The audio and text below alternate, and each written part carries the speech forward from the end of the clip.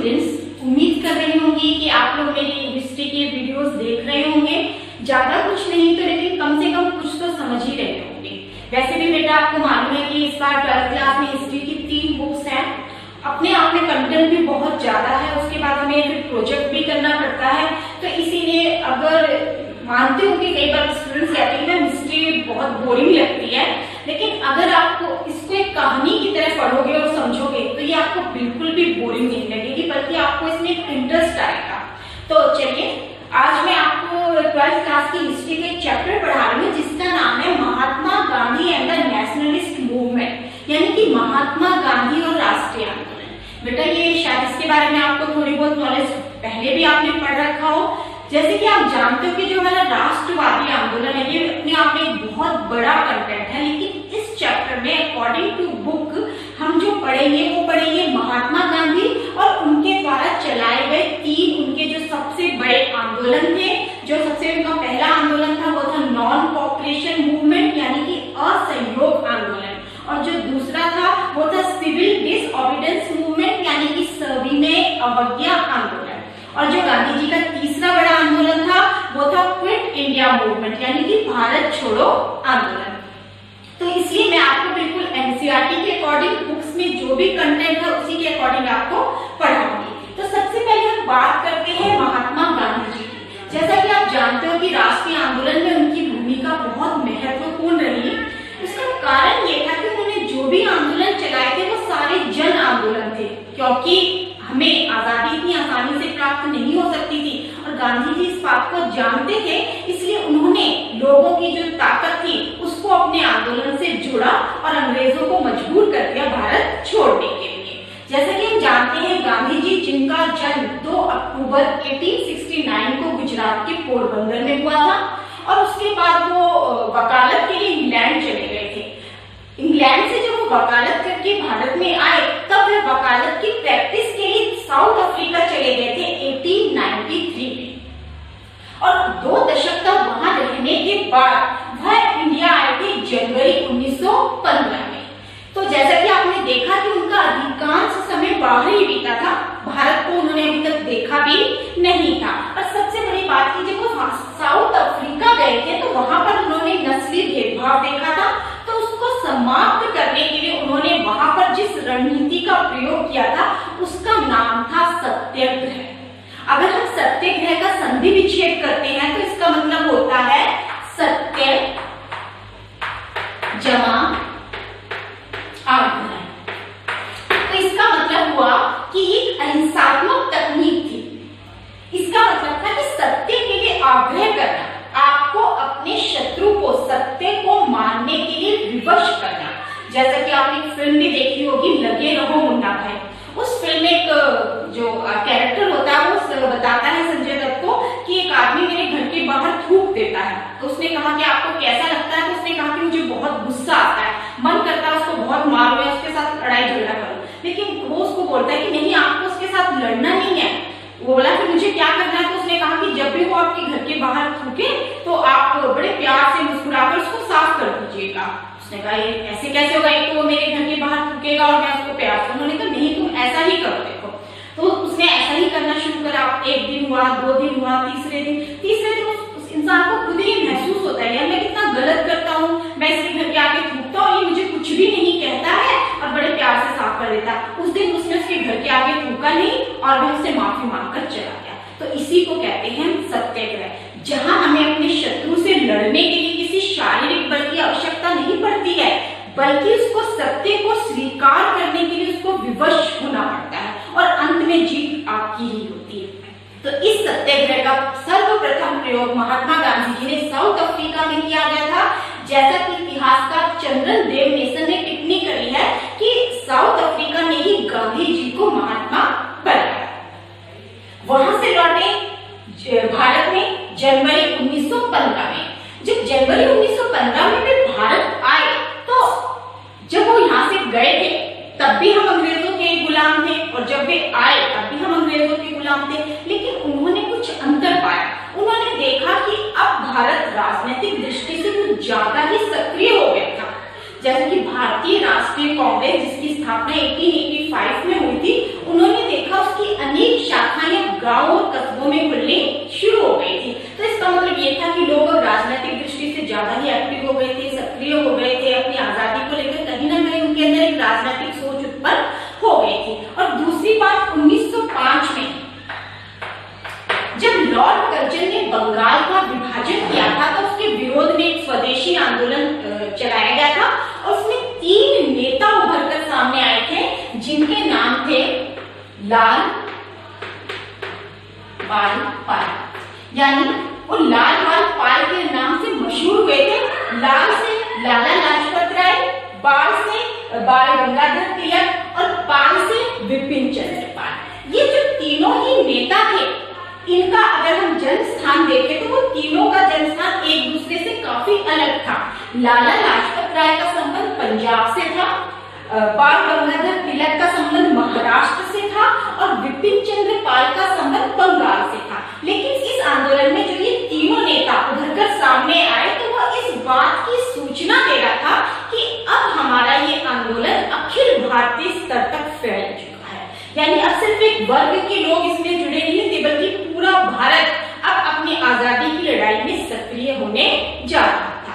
अब महात्मा गांधी जब जनवरी 1915 में भारत आए तो उससे पहले वो कभी भारत में रहते नहीं थे, अधिकांश समय उनका अफ्रीका में बीता। इससे पहले वो इंग्लैंड में थे, तो भारत उनके लिए बिल्कुल एक नया था। यहाँ आने के बाद उन्होंने गोपाल कृष्ण गोखले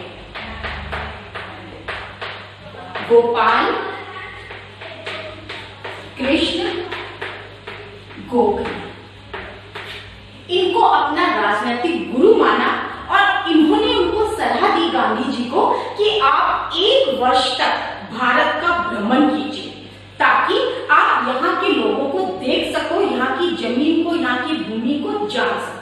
तो गांधी जी ने उनकी सलाह पर वो गांधी जी 1 वर्ष तक भारत के भ्रमण कर रहे। अगला जो हमारा इसके अंदर टॉपिक है वो है गांधी जी की सार्वजनिक उपस्थिति। यानी गांधी जी को भारत में लोग बहुत कम जानते थे।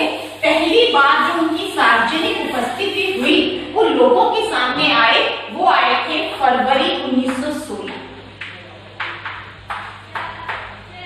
फरवरी 1916 में बनारस हिंदू विश्वविद्यालय यानी कि BHU, ये बनारस हिंदू विश्वविद्यालय था जिसकी शुरुआत भारतीयों ने अपने पैसों से की थी और इस विश्वविद्यालय के उद्घाटन समारोह में गांधी जी को आमंत्रित किया गया था। गांधी जी यहाँ पर जितने बड़े लोग आए थे उनकी तुलना में गांधी जी अनुभवी थे, लोग उनको नहीं जानते थे।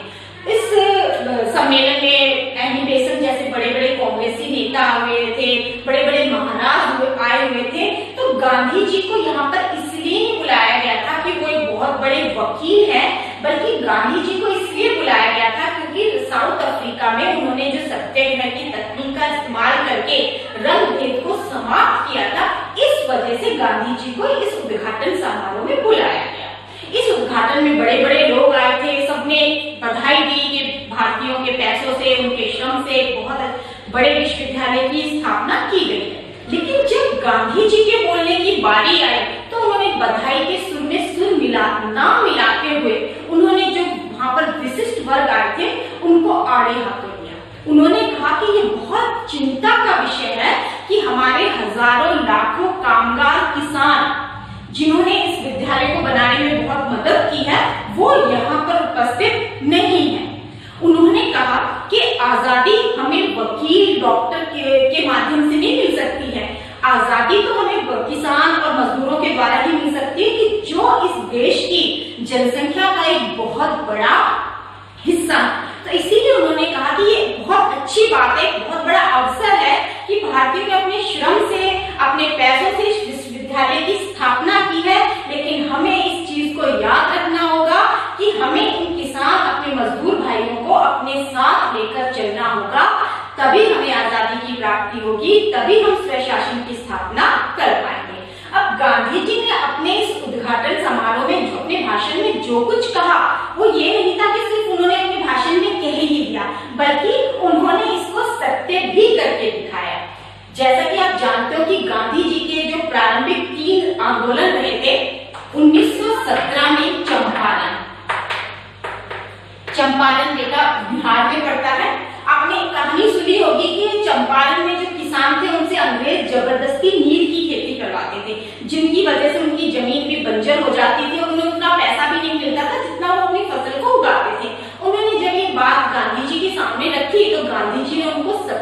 के लिए प्रेरित किया और किसानों ने इसी तकनीक का सत्याग्रह का सहारा लिया और इस आंदोलन में गांधी जी को सफलता मिली। 1918 में गांधी जी ने 2 और आंदोलन अपने गृह राज्य में गुजरात में चलाए थे। पहला था अहमदाबाद, जो गुजरात के मिल मजदूर थे उन्होंने बताया कि उन्हें बहुत ही गंदी परिस्थितियों में इन फैक्ट्रियों में काम करना पड़ता है, इसलिए वो अपने लिए काम के अच्छे अवसर की मांग कर रहे थे। वहां भी गांधी जी ने उनको सत्याग्रह का तरीका बताया और उन्होंने उसी सत्याग्रह का सहारा लिया और यहाँ पे उनको सफलता मिली। 1918 में ही एक और जो उनका अपना स्थानीय आंदोलन रहा था वो था खेड़ा में। खेड़ा जिले में अंग्रेजों ने लगान की राशि बढ़ा दी गई थी और उस समय वहां पर अकाल पड़ा हुआ था, इसलिए किसानों ने बढ़ा हुआ लगान देने से इनकार कर दिया था और अंग्रेज उनके ऊपर दबाव बना रहे थे। गांधी जी के कहने पर किसानों ने सत्याग्रह किया और यहाँ भी गांधी जी को सफलता मिली। तो ये गांधी जी के 3 प्रारंभिक आंदोलन थे, चंपारण, अहमदाबाद और खेड़ा। इस आंदोलन 3 स्थानीय आंदोलन के बाद अब वहां के स्थानीय लोग गांधी जी को जानने लग गए थे, लेकिन अभी पूरा भारत उनसे वाकिफ नहीं था। वह गांधी जी उनके लिए बिल्कुल अन्य दिव्य थे। तभी एक बहुत बड़ा जो मुद्दा गांधी जी की झोली में आया था वो था रोलेट एक्ट। तो मैं आपको रोलेट एक्ट के बारे में भी बताऊंगी, एक्सप्लेन करूंगी क्या था। तो क्योंकि ये क्वेश्चन जो है वो एक क्वेश्चन से जुड़ा हुआ है, वो क्वेश्चन ये आता है कि गांधी जी ने अपना असहयोग आंदोलन क्यों चलाया। तो अपनी अगली क्लास में मैं आपको असहयोग आंदोलन के चलाने के कारण, इसके क्या कार्यक्रम थे, इसका क्या महत्व रहा, इसे हमने क्यों स्थगित किया, इसके बारे में हम बहुत डिटेल में पढ़ेंगे। क्योंकि गांधी जी के बेटा ये तीनों आंदोलन जो मैंने आपको बताया था, non cooperation movement, civil disobedience movement और क्विट इंडिया मूवमेंट, ये तीनों ही क्वेश्चन बहुत ही इंपॉर्टेंट है, 8-8 नंबर में आते हैं, इसलिए हमें इसको पूरी अच्छी तरह से हम इसके बारे में काफी अच्छी डिटेल से पढ़ेंगे ताकि इस क्वेश्चन के एक पॉइंट से आप अच्छी तरह से वाकिफ हो सके। और उम्मीद करती हूँ कि जो भी मैं आपको मेन चीजें बताती हूँ उसको आप ध्यान रखोगे, क्योंकि जब हम क्लास में आकर पढ़ेंगे तो बहुत सारी चीजें ऐसी होनी चाहिए जिससे सुनकर आपको लगे कि हाँ मैम हमने तो ये सुन रखा है, ये तो हमने पढ़ रखा है, इसके बारे में हम जानते हैं।